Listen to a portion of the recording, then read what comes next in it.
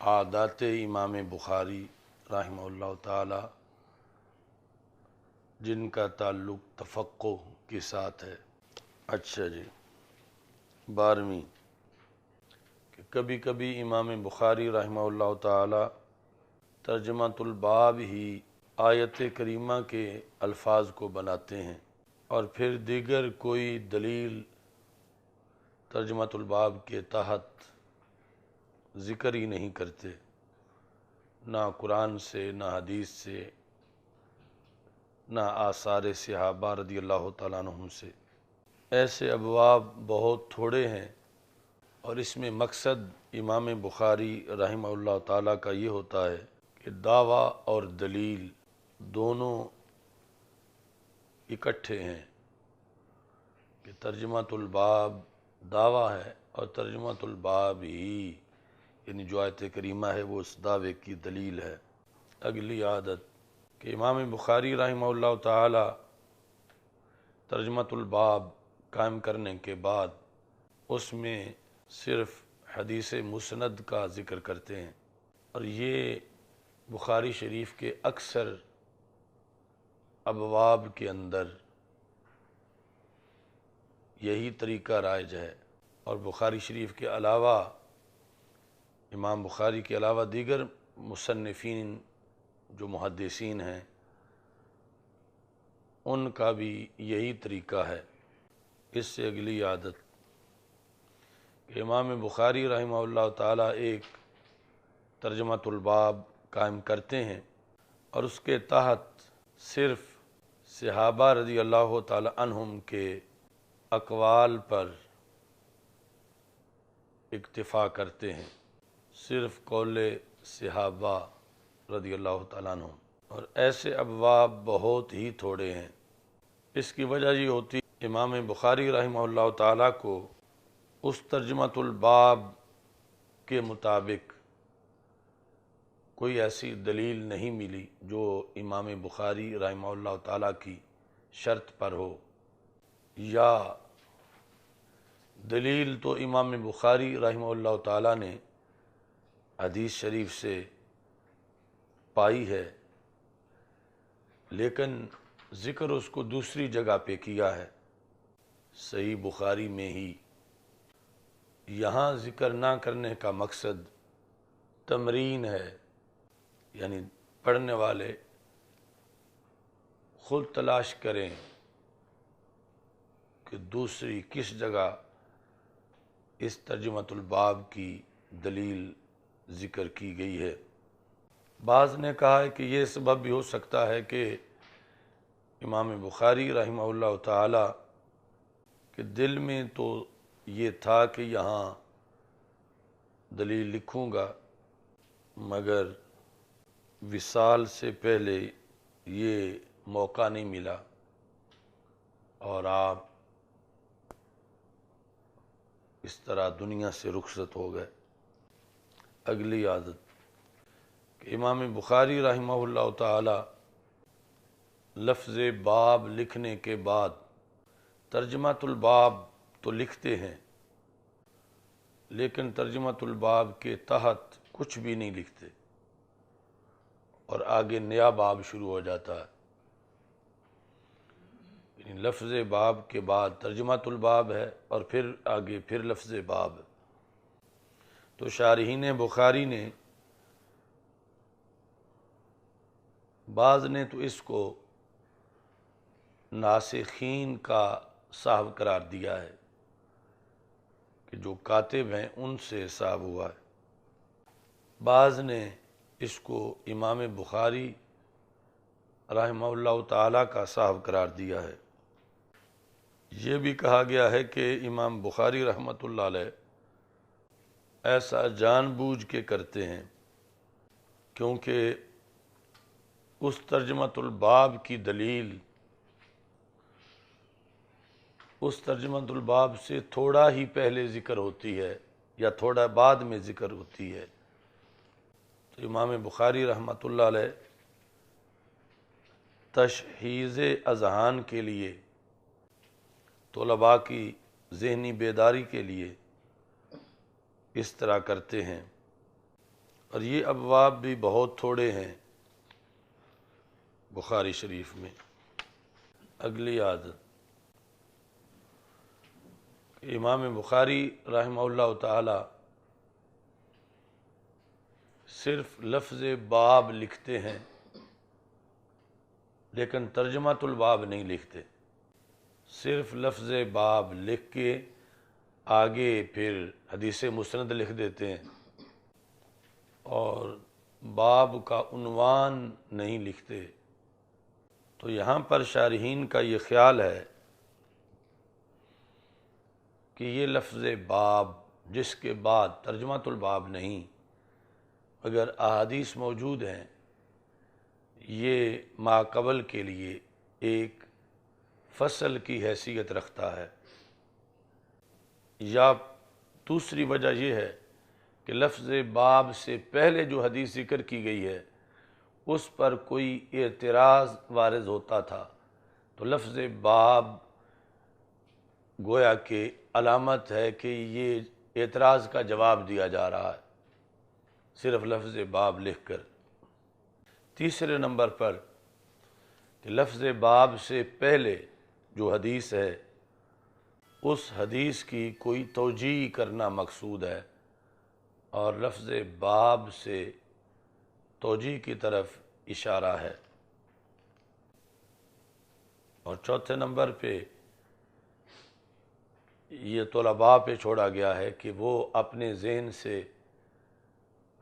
لفظ باب کے بعد جو حدیث ہے اس سے کیا نتیجہ اخذ کرتے ہیں کہ اس کا ترجمۃ الباب کیا بنایا جا سکتا ہے، یعنی طلباء کے ذہن کے مطابق وہاں سے کون سا مسئلہ ثابت ہو رہا ہے کہ جس کو ترجمۃ الباب بنایا جائے۔ اگلی عادت، یعنی امام بخاری رحمۃ اللہ علیہ کا ایک طریقہ ہے کہ ایک سند کے ساتھ جب ایک حدیث ذکر کی تو دوبارہ وہ سند دہرائے بغیر اسی سند کے حوالہ سے ایک دوسری حدیث ذکر کر دی۔ وہاں لکھتے ہیں وَبِهَذَا الْإِسْنَادِ، وَبِهَذَا الْإِسْنَادِ کہہ کے آگے دوسری حدیث ذکر کر دیتے ہیں۔ یہ تحویل وغیرہ جو کچھ پیچھے گزرا اس سے ہٹ کر ہے کہ ایک سند ذکر کر کے اس کے بعد اس سند کی حدیث ذکر کر کے پھر آگے ایک دوسری حدیث صرف متن ذکر کرنا چاہتے ہیں اور اس سے پہلے کہتے ہیں وَبِهَذَا الْإِسْنَادِ کہ اسی سند سے ایک دوسری حدیث بھی مروی ہے۔ تو مطلب یہ ہوتا ہے کہ وہاں حدیثیں دو ہوتی ہیں، سند ایک ہوتی ہے، اور اس کے لحاظ سے اصطلاح کیا ہے وَبِهَذَا الْإِسْنَادِ۔ تو یہ عادت جو ہے امام بخاری کی جو یہاں لکھنا مقصود ہے وہ یہ ہے کہ جو باب لکھا گیا ہے لفظ باب وہ بِهَذَا الْإِسْنَادِ کی جگہ پہ لکھا گیا ہے۔ لفظ باب بِهَذَا الْإِسْنَادِ کی جگہ پہ لکھا گیا ہے، یعنی جہاں ویسے امام بخاری بِهَذَا الْإِسْنَادِ لکھتے ہیں تو یہاں بِهَذَا الْإِسْنَادِ نہیں لکھا بلکہ لفظ باب لکھ دیا ہے۔ تو مطلب کیا ہے کہ یہاں بھی دو حدیثیں ہیں، سند ایک ہے، اور دوسری حدیث کی سند کی طرف بِهَذَا الْإِسْنَادِ سے اشارہ نہیں کیا گیا بلکہ لفظ باب سے اشارہ کیا گیا ہے۔ یہ پہلی جلد کی 455 صفحہ، اس پر ہے باب ذکر الملائکہ۔ یہ کتاب ہے کتاب بدء الخلق، اور باب ہے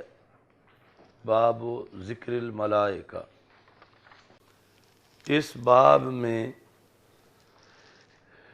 امام بخاری رحمہ اللہ تعالی نے تقریباً 30 حدیثیں ذکر کی ہیں ایک ہی باب کے اندر، یعنی کبھی تو صرف ایک ذکر کرتے ہیں، اس میں 30 ذکر کی ہیں، اور 30 ذکر کرنے کے بعد یہ 457 صفحے پہ آخری لائن میں ہے باب، اور اذا قال احدکم آمین والملائکۃ فی السماء آمین فوافقت احداہما الاخری غفر له ما تقدم من ذنبہ۔ اس کے بعد پھر حدثنا سے آگے حدیث کو لکھا ہے۔ اگلی حدیث ہے کہ جس گھر میں تصویر و فرشتے اس میں داخل نہیں ہوتے۔ تو یہ جو باب ہے اذا قال احدکم آمین سے پہلے، یہ محدث کے اس قول کے ساتھ ہے وبہذا الاسناد، یعنی لکھا لفظ باب ہے مگر یہ قائم مقام ہے وبہذا الاسناد کے۔ اچھا جی، آگے اگلی عادت، جس طرح یعنی کتابوں کے اندر، عربی کتابوں میں کوئی خاص بات ذکر کرنے کے لیے لفظ تنبیہ لکھا جاتا ہے، عنوان، تنبیہ کے بعد پھر خاص بات لکھی جاتی ہے، یا لفظ فائدہ لکھا جاتا ہے، فائدہ، یا لفظ قف لکھا جاتا ہے کہ یہاں ٹھہرو، قاف فا۔ تو امام بخاری رحمۃ اللہ علیہ کبھی لفظ باب، یہ جو تین لفظ ہیں ان کی جگہ استعمال کرتے ہیں، یعنی تنبیہ جہاں لکھنا ہو وہاں بھی لفظ باب لکھ دیتے ہیں تنبیہ کے لفظ کی جگہ، فائدہ لکھنا ہو تو فائدہ کا عنوان نہیں دیتے، فائدہ کا ٹائٹل، فائدہ کی سرخی نہیں لگاتے بلکہ لفظ باب لکھ دیتے ہیں۔ ایسے ہی کف کی جگہ لفظ باب لکھ دیتے ہیں۔ تو مقصد وہ تنبیہ یا فائدہ ہی ہوتا ہے۔ تو جب ایک ترجمۃ الباب کے تحت امام بخاری رحمۃ اللہ علیہ ایک حدیث لکھ دیں اور اس سے وہ ترجمۃ الباب ثابت ہو جائے، پھر امام بخاری کے ذہن میں یہ آئے کہ اس حدیث سے تو ایک اور مسئلہ بھی ثابت ہو رہا ہے، تو لفظ باب لکھ کے آگے وہ مسئلہ امام بخاری لکھ دیتے ہیں۔ تو اب یہاں لفظ باب لکھنے کا یہ مطلب نہیں ہے کہ پہلا باب ختم ہو گیا اور نیا باب شروع ہو رہا ہے، بلکہ مطلب یہ ہے کہ باب جو پہلا ہے اسی کی حدیثیں چل رہی ہیں، لیکن جو حدیث گزری ہے اس سے ایک اور فائدہ بھی حاصل ہو رہا تھا، تو لفظ باب لکھ کے اس فائدے کی طرف متوجہ کیا گیا ہے، اور اس کے بعد پھر وہی حدیث لکھی جائے گی جس کا پہلے ترجمۃ الباب سے تعلق ہوگا۔ یعنی درمیان میں جو لفظ باب آیا ہے اس کا مقصد پہلے باب کا خاتمہ بیان کرنا نہیں ہے کہ وہ ختم ہو گیا اور اب نیا باب شروع ہو رہا ہے، بلکہ اس لفظ باب سے مراد تنبیہ یا فائدہ ہے کہ باب تو وہی جاری ہے لیکن اس حدیث سے، اس باب سے ہٹ کر بھی ایک مسئلہ ثابت ہو رہا ہے، اور وہ ذکر کر کے پھر ترجمۃ الباب جو پہلے ہے اسی کے لحاظ سے پھر حدیثوں کو ذکر کیا جائے گا۔ اچھا جی، یہ جو پہلے تم نے نکالا ہے کتاب بدء الخلق، اس میں 465 صفحے پہ ہے وبث فیہا من کل دابہ، آخری لائن میں باب قول اللہ عز وجل وبث فیہا من کل دابہ۔ اس کے بعد صفحہ نمبر 466 پہ چند لائنیں چھوڑ کے آئے باب خیر مال المسلم غنم۔ یہ مثال ہے اس کی کہ جو اس سے پہلے ترجمۃ الباب ہے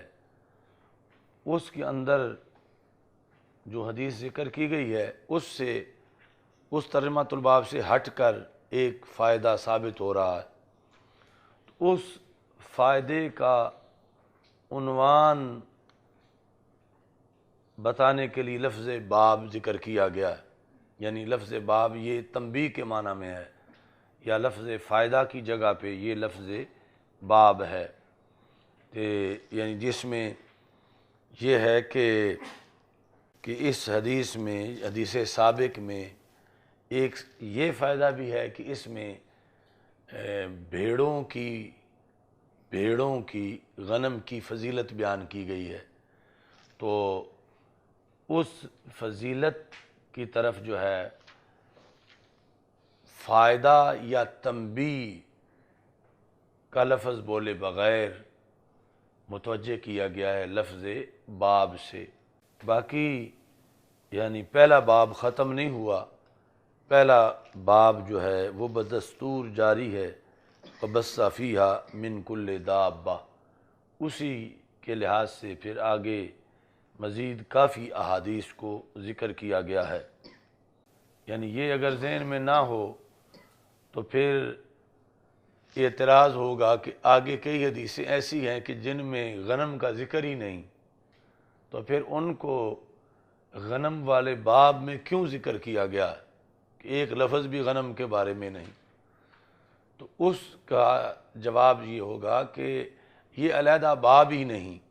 باب ہے وَبَثَّ فِيهَا مِن كُلِّ دَابَّةٍ، اس کے مطابق حدیث میں کسی نہ کسی جانور کا ذکر ہونا چاہیے، اور وہ سب حدیثوں میں کسی نہ کسی کا ہے۔ باقی غنم کا ہونا ضروری نہیں، چونکہ غنم کا تو جو باب کا لفظ ذکر کیا گیا تھا وہ مستقل باب نہیں بلکہ فائدہ کی شکل میں لفظ غنم کا ذکر کیا گیا ہے، کہ پہلی جو لفظ یہ باب خیر و مال المسلم سے جو پہلی حدیث ہے اس سے یہ فائدہ بھی حاصل ہو رہا ہے کہ اس میں غنم کی فضیلت ہے۔ تو آگے جو حدیثیں آ رہی ہیں وہ بَثَّ فِيهَا مِن كُلِّ دَابَّةٍ اس ترجمۃ الباب کی مناسبت سے ہیں، نہ کہ غنم کی فضیلت کے لحاظ سے ہیں۔ تو اس بنیاد پر مطلقاً وہاں کسی نہ کسی جانور کا ذکر ہو جانا یہ کافی ہے، یہ نہیں کہ ہر میں بکری کا ہی ذکر ہو یا بھیڑ کا ذکر ہو۔ مثلا آگے جا کر حدیث شریف جو ہے وہ آ رہی عن ابی ہریرہ رضی اللہ تعالی عنہ، فَإِذَا سَمِعْتُمْ قال رسول اللہ صلی اللہ علیہ وسلم اذا سمعتم صیاح الدیکۃ فاسألوا اللہ من فضلہ، مرغ کی آواز سنو، چیخنا سنو، تو دیک ہوگا تو پھر اذان ہے، دیکا ہوگا تو پھر وہ جو انڈا دینے کے بعد وہ جو شور مچاتی ہے، تو فاسألوا اللہ من فضلہ، پھر اللہ سے فضل جو ہے وہ تلاش کرو۔ اچھا جی، فَإِنَّهَا رَأَتْ مَلَكًا، کیونکہ اس نے فرشتہ دیکھا ہے۔ وَإِذَا سَمِعْتُمْ نَهِيقَ الْحِمَارِ فَتَعَوَّذُوا بِاللَّهِ مِنَ الشَّيْطَانِ فَإِنَّهَا رَأَتْ شَيْطَانًا۔ اب یہاں غنم کا تو کوئی ذکر ہی نہیں، تو اگر یہ اصول ذہن میں نہ ہو تو پھر امام بخاری پر اعتراض ہوگا کہ حدیث اور ترجمۃ الباب کا تو کوئی تعلق ہی نہیں ہے، کہ ترجمۃ الباب ہے فضائل غنم کے لحاظ سے، اور حدیث میں تو لفظ غنم آیا ہی نہیں ہے۔ تو اب یہ اصطلاح کا پتہ ہو تو پھر کہیں گے کہ یہاں اصل میں بَثَّ فِيهَا مِن كُلِّ دَابَّةٍ وہ ترجمۃ الباب آ رہا ہے، وہ ابھی ختم ہی نہیں ہوا، اور درمیان میں جو لفظ باب لکھ کے غنم کا ذکر کیا گیا تو یہ اس سے پہلی جو حدیث تھی اس سے ایک فائدہ اخذ ہو رہا تھا، تو اس بنیاد پر وہ جو ہے لفظ باب لفظ فائدہ کی جگہ ذکر کر کے چند حدیثیں اگرچہ اس مضمون کی لکھی گئی ہیں، لیکن اصل ترجمۃ الباب جو ہے وَبَثَّ فِيهَا مِن كُلِّ دَابَّةٍ وہ جاری ہے، اور اس کے مطابقت جو ہے وہ موجود ہے ترجمۃ الباب اور اس یہ جو احادیث بعد میں ہیں۔ اچھا جی، اگلی عادت کہ امام بخاری رحمہ اللہ تعالیٰ کا بخاری شریف میں یہ دستور ہے کہ ترجمۃ الباب کا اعادہ نہیں کرتے، یعنی ویسے تو آپ کی پالیسی حدیث کے لحاظ سے بھی یہ ہے کہ تکرار نہ ہو، لیکن نئے نئے مسائل کے پیش نظر حدیث کا تکرار تو ہوا کہ ایک حدیث 20 مرتبہ ذکر کی گئی، لیکن ترجمۃ الباب میں سخت پابندی کی کہ ترجمۃ الباب کا تکرار نہ ہو،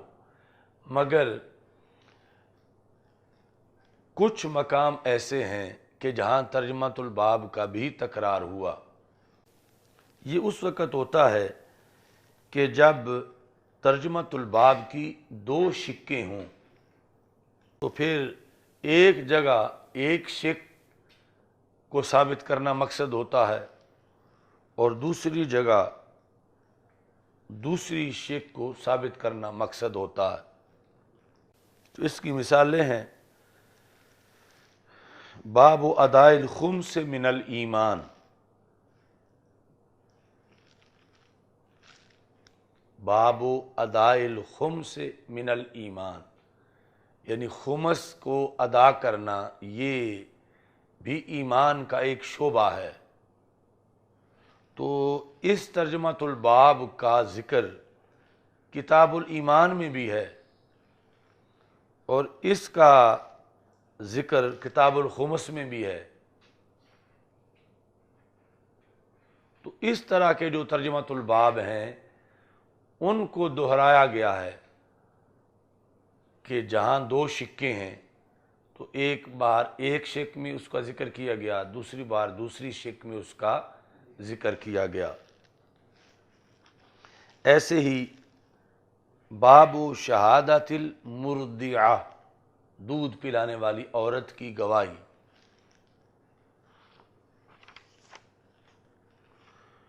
تو اب اس میں بھی دو شقیں ہیں، ایک گواہی دینے کی شق ہے، دوسرا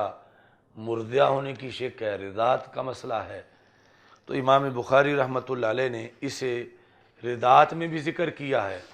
اور شہادات میں بھی ذکر کیا ہے۔ تو اس طرح کر کے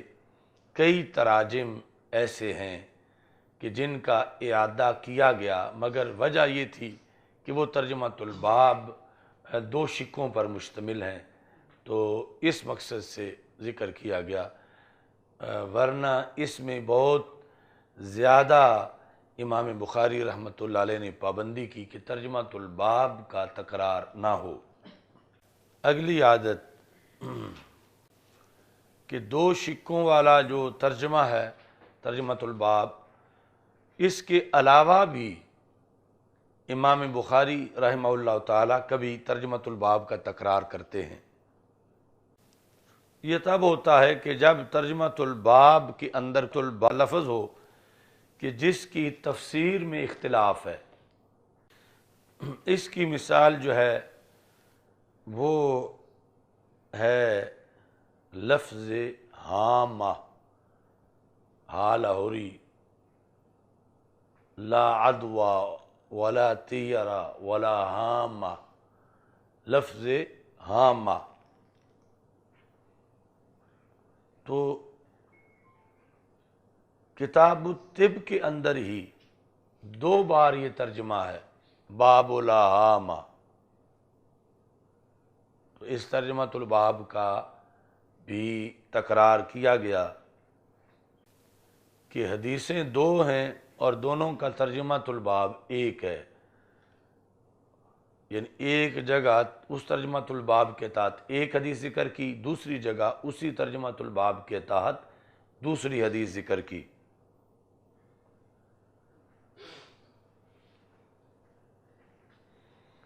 تو مطلب یہ تھا کہ ہامہ کے دو معنی ہیں، ایک تفسیر کے مطابق ایک حدیث ذکر کی اور دوسری تفسیر کے مطابق جو ہے وہ دوسری حدیث ذکر کی۔ تو یہاں ترجمۃ الباب کا تکرار ہوا، لیکن تکرار کے اندر یہ حکمت ہے کہ ترجمۃ الباب میں وہ لفظ بولا گیا ہے کہ جس کی دو تفسیریں ہیں اور دونوں مقامات پر علیحدہ علیحدہ تفسیر اس کی گئی ہے۔ اچھا جی، اگلی عادت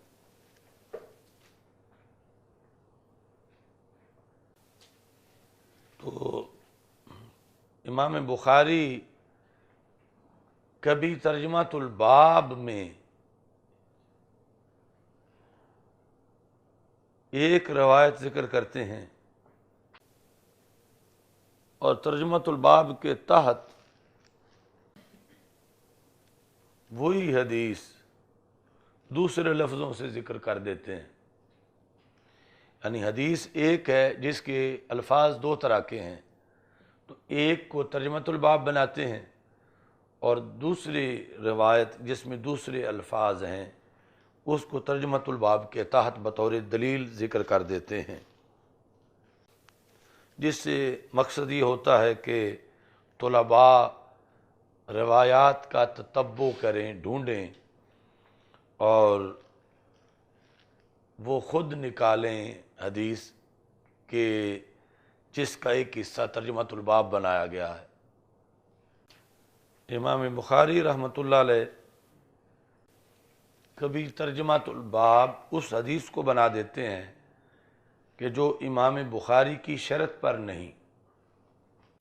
یعنی اس سے یہ پتہ چلتا ہے کہ جو شرط بخاری ہے اس کی پابندی ترجمۃ الباب کے تحت کی گئی ہے. ان ترجمۃ الباب کے تحت جو حدیث بیان کی گئی ہے مسند، اس میں امام بخاری اپنی شرط کے پابند ہیں. مثلا راوی اور مروی عنہ کی ملاقات بھی ثابت ہو، صرف زمانہ ایک نہ ہو، یہ اور یا دیگر شرائط، یہ جو ترجمۃ الباب کے تحت مسند ذکر کی جائے وہاں یہ شرط ہے، نہ یہ تعلیقات میں شرط ہے اور نہ ہی یہ ترجمۃ الباب میں شرط ہے. یعنی ہیڈنگ اور عنوان جس طرح کبھی آیت کو بناتے ہیں، کبھی حدیث کے الفاظ کو بناتے ہیں، کبھی اپنے جملے کو ترجمۃ الباب بنا دیتے ہیں، تو جس حدیث کو ترجمۃ الباب میں ذکر کیا گیا ہو اس پر کوئی اعتراض نہیں کر سکتا کہ یہ تو امام بخاری کی شرط پر ہی نہیں. یعنی شرط پر ہونے والا اعتراض کہ شرط پر ہے یا نہیں، یہ ترجمۃ الباب کے تحت جو حدیث مسند ہوگی اس کے لحاظ سے کر سکتا ہے کوئی، نہ تعلیق کے لحاظ سے کر سکتا ہے اور نہ ہی خود ترجمۃ الباب کے لحاظ سے کر سکتا ہے. چونکہ امام بخاری کی یہ عادت ہے کہ کبھی ترجمۃ الباب اس حدیث کو بھی بنا دیتے ہیں کہ جو حدیث ان کی شرط پر نہیں ہے. اور آگے یہ ہے کہ پھر اس سے ملتے جلتے الفاظ والی حدیث ذکر کرتے ہیں جو کہ ان کی شرط پر ہے. ترجمۃ الباب سے ملتے جلتے الفاظ والی حدیث ترجمۃ الباب کے تحت ذکر کر دیتے ہیں اور اس میں پابندی ہے کہ وہ امام بخاری کی شرط پر ہے. مثال کے طور پر ایک حدیث ہے الامراء من قریش یا الائمۃ من قریش، اور اس پر یعنی بڑی باتیں ہیں کہ قیامت تک جو امیر المومنین ہوں گے مسلمانوں کے وہ قریش سے ہوں گے. یعنی اس حدیث کا یہ مطلب ہے، اور اس پر اعلیٰ حضرت رحمۃ اللہ علیہ نے پورا رسالہ لکھا دوام العیش فی الائمہ من قریش. دوام العیش اس رسالے کا نام ہے. تو اب ترجمۃ الباب امام بخاری نے بنایا الامراء من قریش، اور یہ لفظ حدیث کے ہیں الامراء من قریش، مگر وہ حدیث امام بخاری کی شرط پر نہیں ہے. تو اسے تو امام بخاری نے ترجمۃ الباب بنایا، لیکن اس کے تحت وہ حدیث لکھی کہ جو امام بخاری کی شرط پر ہے اور معنی یہی دیتی ہے جو ترجمۃ الباب کے اندر ہے. وہ حدیث کیا ہے؟ لا یزال وال من قریش، لا یزال وال من قریش. منصوری صاحب آپ نہیں لکھ رہے، پھر بھول جائے گا. لا یزال وال، اصل میں تھا والیون، والی، وہی یعنی امیر کے معنی میں، لا یزال والن والم من قریش۔ تو اب مطلب اس کا بھی وہی ہے جو الامراء من قریش کا ہے، لیکن الامراء من قریش جو ہے وہ حدیث امام بخاری کی شرط پر نہیں تھی، تو اس کو امام بخاری نے ترجمۃ الباب بنا دیا، اور جو تحت لائے وہ اس سے ملتے جلتے الفاظ ہیں، لیکن وہ امام بخاری کی شرط پر ہے۔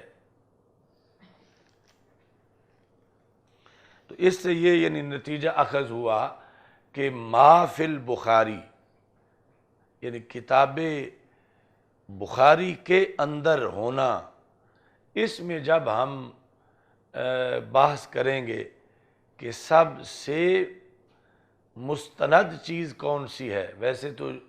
جو تعلیقات لکھیں اگرچہ صیغہ تمریز سے لکھیں پھر بھی وہ واہی نہیں تھیں، پھر ان سے درجہ اوپر اس کا ہے کہ جو تعلیق میں ہے لیکن وہ صیغہ جزم ہے۔ اب ان کے اوپر مرتبہ اس کا ہے کہ جو حدیث ہے اور ترجمۃ الباب کے اندر ہے، یعنی خود ترجمۃ الباب اس حدیث سے ہے، پھر اس سے اوپر مقام اس حدیث کا ہے کہ جو ترجمۃ الباب کے تحت ہے، چونکہ ترجمۃ الباب کے تحت میں کوئی گنجائش نہیں حدیث مسند کے لحاظ سے کہ جو امام بخاری کی شرط پہ نہ ہو اور امام بخاری اس کو مسند ذکر کر دیں، جبکہ ترجمۃ الباب جو ہے خود ترجمۃ الباب، وہاں امام بخاری اس حدیث کو بھی ذکر کر دیتے ہیں کہ جو ان کے شرط پر نہیں ہے، جس طرح کہ یہ مثال اس کی گزری۔ اگلی عادت، یعنی عمومی طور پر تو یہ دستور ہے کہ جو ترجمۃ الباب ہوتا ہے کسی حدیث کی کتاب کے اندر، وہ اس محدث کا عقیدہ ہوتا ہے، یعنی اس کے نزدیک وہ بطور دعویٰ ایک بات ہے جس کی آگے وہ دلیل ذکر کرے گا۔ مگر بخاری شریف کے تراجم کے لحاظ سے اس میں آگے تفصیل ہے، یعنی ضروری نہیں کہ جو ترجمۃ الباب کے طور پر امام بخاری نے ذکر کیا ہے وہ امام بخاری کا اپنا مذہب بھی ہو۔ تو مثال کے طور پر ایسے تراجم بھی ہیں بہت سے کہ امام بخاری کہتے ہیں باب من قال کذا، جس نے اس طرح کہا، باب من قال کذا۔ من قال کذا میں امام بخاری نے کسی کا مذہب بیان کیا، اور پھر ترجمۃ الباب کے تحت جو حدیث بیان کی اس سے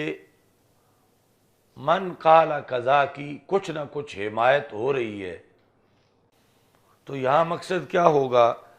کہ امام بخاری رحمۃ اللہ علیہ نے ترجمۃ الباب کے لیے یہ جو حدیث ہے بطور شاہد ذکر کی ہے۔ یہاں ضروری نہیں کہ امام بخاری ترجمۃ الباب میں جس مذہب کا ذکر ہے ترجمۃ الباب کے لفظوں میں،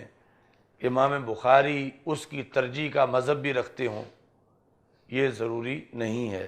کیونکہ ذکر ہے اس سے من قال کذا۔ من قال کذا سے جب ترجمۃ الباب ہوگا تو اس کے تحت جو حدیث آئے گی اس میں مقصد صرف من وجہ اس کی تائید ہے، اس سے مقصد اس ترجمۃ الباب میں جو مذہب ہے اس مذہب کی ترجیح نہیں ہے کہ یہ مذہب اسی موضوع میں جو دوسرا ہے اس پر راجح ہے، قطعی طور پر یہ مقصد نہیں ہے۔ چونکہ امام بخاری کبھی بعض الناس یعنی دیگر کچھ لوگوں کا جو مذہب ہے اس کو ترجمۃ الباب بنا دیتے ہیں، یعنی ترجمۃ الباب بناتے وقت اپنا مذہب نہیں، یعنی مذہب سے مراد یہاں فقہی مذہب ہے، یہ نہیں کہ یہود و نصارہ والی بات ہو رہی ہے کہ ترجمۃ الباب بناتے ہوئے بعض دیگر ائمہ کا جو مذہب ہے اس کو ترجمۃ الباب بنا دیتے ہیں۔ ایک یہ بات ہے، یا بعین ہی تو وہ کسی دوسرے بندے کا مذہب نہیں، لیکن اس کے مذہب کے قریب قریب ہے بات، تو اس کو ترجمۃ الباب بنا دیتے ہیں۔ پہلے تو تھا کہ بعین ہی جو کسی اور کا مذہب ہے اسے ترجمۃ الباب بنائیں، اب یہ ہے کہ جو اس کے قریب قریب ہے اسے ترجمۃ الباب بنائیں۔ یا تیسرے نمبر پر حدیث کے لفظ ترجمۃ الباب بنا دیں جو حدیث ان کے نزدیک ثابت ہی نہیں۔ تو اب یہاں امام بخاری کا نیچے حدیث لانا، اس کا یہ مقصد ہوگا کہ وہ جو پہلی شک تھی کہ بعین ہی کسی کے مذہب کو ترجمۃ الباب بنایا تھا، تو حدیث سے مقصد اس مذہب کے خلاف استدلال کرنا ہے۔ دوسری شک کہ بعین ہی تو کسی کا مذہب نہیں لیکن قریب قریب ہے، تو اب بھی حدیث سے مراد مقصد اس کے خلاف استدلال کرنا ہے جو کسی کے مذہب کے قریب قریب ہے، یعنی اس کو ترجمۃ الباب بنا کے حدیث کے ذریعے اس کو رد کرنا مقصد ہے۔ تیسرے نمبر پر جو ترجمۃ الباب ایسی حدیث کو بنایا تھا جو ثابت نہیں امام بخاری کے نزدیک، تو اب جو حدیث ترجمۃ الباب کے تحت ذکر کر رہے ہیں اس کا مقصد اس حدیث کو رد کرنا ہے کہ جو ذکر تو ترجمۃ الباب میں ہے مگر وہ امام بخاری کے نزدیک ثابت نہیں ہے، اس کو ترجمۃ الباب بنا کے تو نیچے والی حدیث سے اس کو رد کرنا مقصد ہے۔ اب یہاں یہ نہیں کہا جائے گا کہ ایک چیز امام بخاری نے ترجمۃ الباب بنائی ہے اور تم اس کو ترک کر رہے ہو، یعنی یہاں جو ترجمۃ الباب کے تحت ہے اسے ترجیح دی جائے گی، چونکہ ترجمۃ الباب بنانا امام بخاری کا وہ اس مقصد کے لیے ہے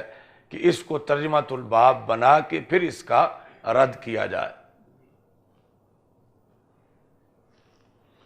تو یہ پھر آگے جو ماتحت حدیث ہے ترجمۃ الباب کے، اس کا عموم جو ہے عموم کا صیغہ اس سے استدلال کریں گے یا کسی اور ذریعے سے استدلال کریں گے امام بخاری، لیکن امام بخاری کا وہ مذہب نہیں ہے جو ترجمۃ الباب میں ہے۔ امام بخاری کی جو مذہب کی شناخت ہے وہ اس حدیث سے ہے کہ جو ترجمۃ الباب کے تحت وہ لائے ہیں، اور اس سے ترجمۃ الباب کی مخالفت کا استدلال کیا جا رہا ہے۔ اچھا جی، اگلی عادت، یعنی اس عادت کی تمہید میں یہ ہے کہ چونکہ لا ادری ثابت ہے، لا ادری ثابت ہے، مطلب یہ ہے کہ بڑے بڑے ائمہ سے جب سوال کیا گیا کہ اس کا کیا جواب ہے تو ان کی طرف سے جواب میں لا ادری کہنا یہ ثابت ہے کہ میں نہیں جانتا۔ مثلا امام اعظم ابو حنیفہ رحمہ اللہ تعالی سے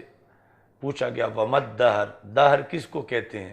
تو آپ نے فرمایا لا ادری۔ اس طرح توضیح تلوی میں تم نے پڑھا ہوگا کہ امام مالک سے اتنے سوال کیے گئے جس میں آپ نے فرمایا لا ادری۔ اور بعض جگہ یہ ہے کہ کوئی مفتی اس وقت تک مفتی بن ہی نہیں سکتا کہ جب تک اس میں لا ادری کہنے کا حوصلہ نہ ہو، یعنی جو یہ سمجھے کہ لا ادری کہوں گا تو میرا تو کچھ پلے ہی نہیں رہے گا کہ لوگ کہیں گے یہ کہتا ہے مجھے آتا ہی نہیں۔ تو لا ادری کہنا، اپنی زبان سے اعتراف کرنا کسی مسئلے کے لحاظ سے کہ مجھے یہ نہیں آتا، یہ بھی ضروری ہے کسی عالم کے عالم ہونے کے لیے کہ وہ لا ادری کہہ سکتا ہو، یعنی اتنا اس میں حوصلہ ہو لا ادری کہنے کا۔ اور بعض اکابر نے آخری سبق ہی جو پڑھایا طلباء کو تو وہ لا ادری کہنے کا سبق ہے کہ بجائے اس کے کہ تمہیں آتا نہ ہو اور غلط جواب دیتے رہو، تو اس کے بجائے 1000 مرتبہ یہ اچھا ہے کہ لا ادری کہہ دو کہ مجھے نہیں آتا۔ تو اب یہ ہے کہ ضروری نہیں کہ ہر مسئلہ جو ہے امام بخاری اس میں کسی حتمی نتیجے پر پہنچے ہوئے ہوں، تو بعض مسائل ایسے بھی تھے کہ جہاں امام بخاری نے توقف کیا ہوا تھا۔ تو امام بخاری کی عادت یہ ہے کہ جس مسئلے میں توقف ہے ان کے لحاظ سے، اور اسے ذکر بھی ضرور کرنا چاہتے ہیں علمی فائدے کے لیے، تو پھر امام بخاری رحمۃ اللہ علیہ وہاں مبہم سا ترجمۃ الباب قائم کرتے ہیں۔ مبہم یعنی جان بوجھ کے مبہم ترجمۃ الباب قائم کرتے ہیں۔ اس میں لکھتے ہیں یفعل قضا، تو یہاں مقصد ہوتا ہے کہ طریق اجتہاد پر متنبع کرنا، کہ ابھی اس سلسلہ میں اجتہاد مکمل نہیں ہوا اور یہ ایک علمی بحث تھی، نتیجہ نہیں نکلا ابھی تک، تو اس کو جہاں تک وہ پہنچی ہوئی ہے ویسے ہی نتیجے کے بغیر ہی ذکر کیا جا رہا ہے۔ چلو، الحمدللہ رب العالمین والعاقبۃ للمتقین والصلاة والسلام علی رسولہ الکریم۔ استغفر اللہ، لا الہ الا اللہ وحدہ لا شریک لہ، لہ الملک ولہ الحمد وہو علی کل شیء قدیر۔ اللہم انا نعوذ بک من زوال نعمتک وتحول عافیتک وفجاءۃ نقمتک وجمیع سخطک۔ اللہم بارک لنا فی الامور کلہا، اذہب البأس رب الناس واشفنی وانت الشافی شفاء لا یغادر سقما۔ صلی اللہ تعالی علی حبیبی خیر خلقی سیدنا